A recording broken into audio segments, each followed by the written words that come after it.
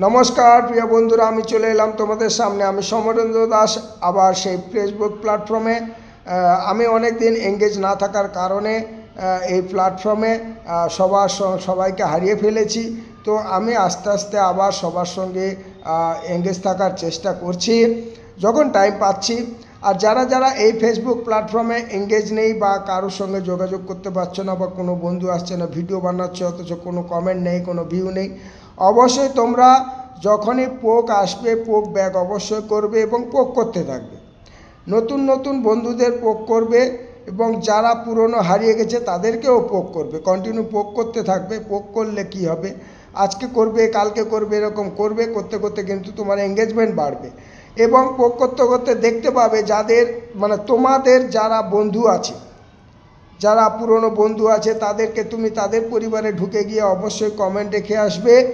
সেখানে কমেন্টে অবশ্যই বলে আসবে, বন্ধু আমি আবার চলে এসেছি, অবশ্যই তুমি আমার পরিবারে আর একবার আমন্ত্রণ জানাবে যে আমার পরিবারে এসো।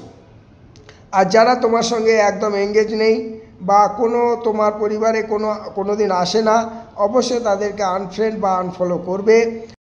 আর যারা তোমাদের সঙ্গে বন্ধু আছে অথচ তোমার পরিবারে আসে না, হয়তো তার প্রোফাইলে কন্টিনিউ সে ভিডিও করে যাচ্ছে, হয়তো তোমাদের এঙ্গেজ না থাকার কারণে হয়তো তার আসা হয় না, অবশ্যই তাদের পরিবারেও গিয়ে অবশ্যই কমেন্ট রেখে আসবে এবং বলেও আসবে সেখানে যে আমার পরিবারে একবার এসে ঘুরে যেও। যদি দেখো যে না, সে বারবার কমেন্ট করার পর সে আসছে না, তখন তাকে বন্ধুর থেকে বিরত করবে, আনফ্রেন্ড করবে, নাহলে আনফলো করবে। আর যদি দেখো আসছে তাহলে কন্টিনিউ তাদের সঙ্গে যোগাযোগ রাখবে, তাহলে তোমাদের এঙ্গেজমেন্ট এইভাবে কিন্তু বাড়বে।